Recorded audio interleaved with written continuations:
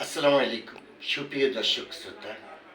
আজ আমার মন ভালো নেই, কারণ আমার অনেক দিনের পুরনো একটা ফেসবুক পেজ ছিল চট্টলা পোস্ট, এবং আমার ফেসবুক আইডি ছিল শিব্বির আহমেদ।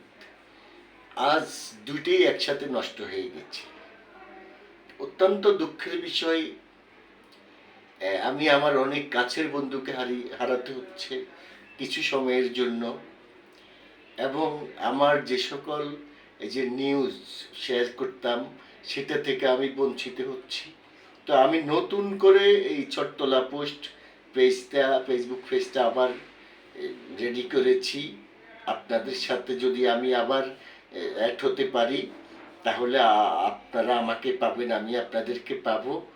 আশা করছি আপনারা আমাকে সহযোগিতা করে আমার পাশে থাকবেন, আমাকে আপনাদের পাশে রাখবেন।